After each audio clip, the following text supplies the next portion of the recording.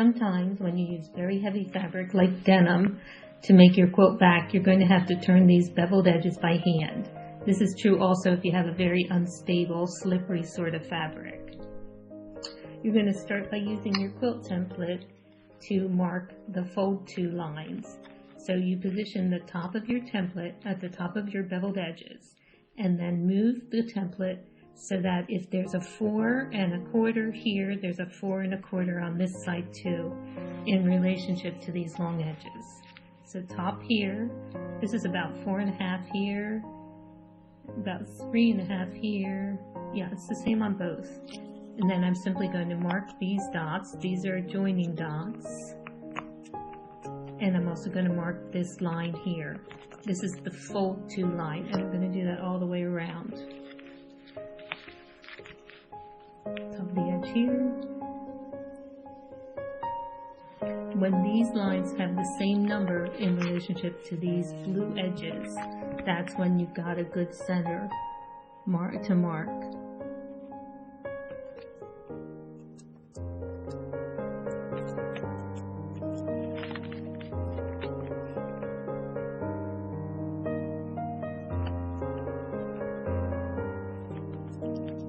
Sometimes these numbers are not identical from beveled edge to beveled edge, and that's fine.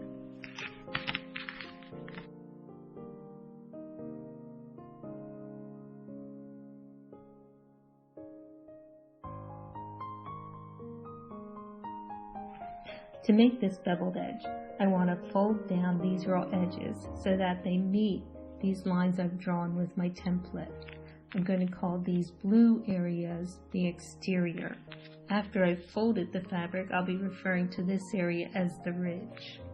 To do this and hold these temporarily in place, I'm using 1/4 inch wide, double-sided, water-soluble basting tape.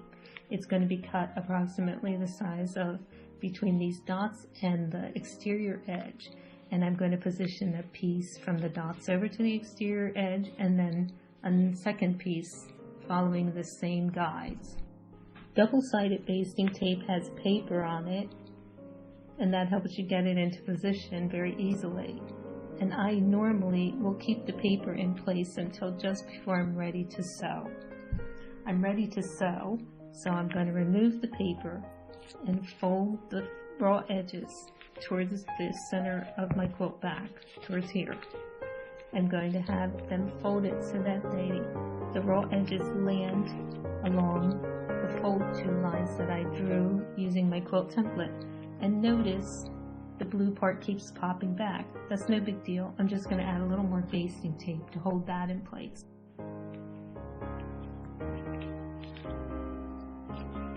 Also notice that there's a slight ridge, and I folded the pieces of material in 2 separate steps, forming a slight ridge right above the dots that I've drawn. And this is very useful because normally you would have to trim this extra fabric out to get a nice beveled edge, but because there's an extra area up here, we don't have to do that trimming and weaken the fabric. Now, the majority of stitches that I'll use to close this beveled edge will be traveling from the exterior towards the dotted area drawn on my quilt back.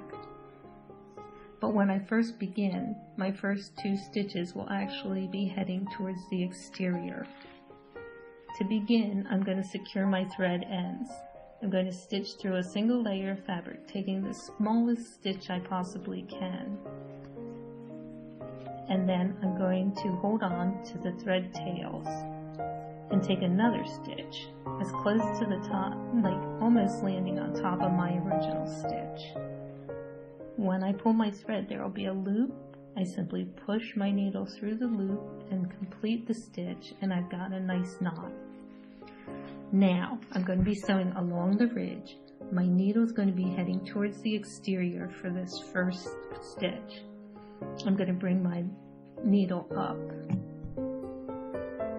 on the inside of the ridge to the exterior of the ridge, having the point come out approximately a 1/16 of an inch away from the transition from the front to the back. So it's not right on this edge, it's about 1/16 of an inch away. I'm going to come over to the other side of my beveled edge that's held in place with tape, and I'm going to stitch my needle along the ridge about 1/16 of an inch away from the transition point towards the exterior of the quilt. Now I've got the two pieces held together this way. I'm going to fold them so their ridges line up. And personally, it's easier for me to see what's going on from this side, so get in a comfortable position. Next, I'm going to take my hand needle.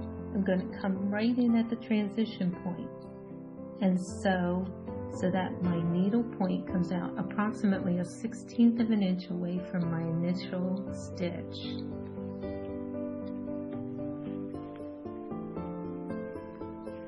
Okay, then I'm going to bring my needle across the ridge, across the opening in the ridge, to the ridge on the opposite side and take 1/16 of an inch stitch. I'm going to cross over the opening to the opposite ridge and take a stitch approximately 1/16 of an inch along the ridge. And I'm going to continue doing this almost like lacing a corset or shoes until I get to the very top where my ridge is closing up.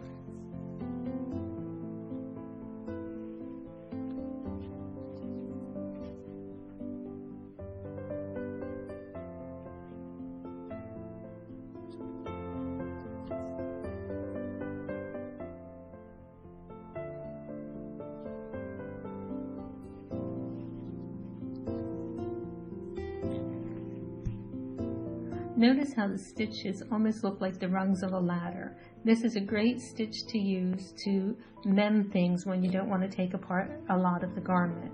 You can simply form ridges and sew the pieces together that way. Now this looks terrible, almost like a scar.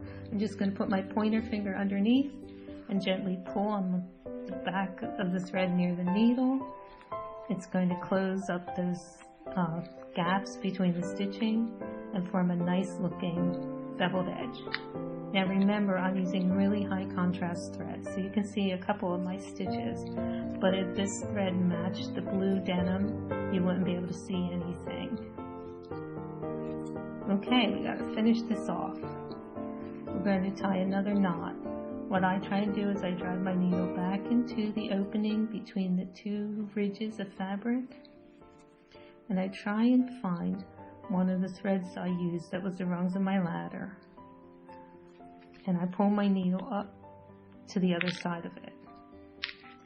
Then I take one stitch around it, or a little teeny piece of fabric will work as well. I pull my needle through, creating a loop, and then I push my needle through the loop and pull. Okay, once I'm done that, I take my needle and I feed it through one layer of fabric, especially if I have a high contrast thread, and then give it a little tug, and that hides my thread tails, and you've got a nice beveled edge.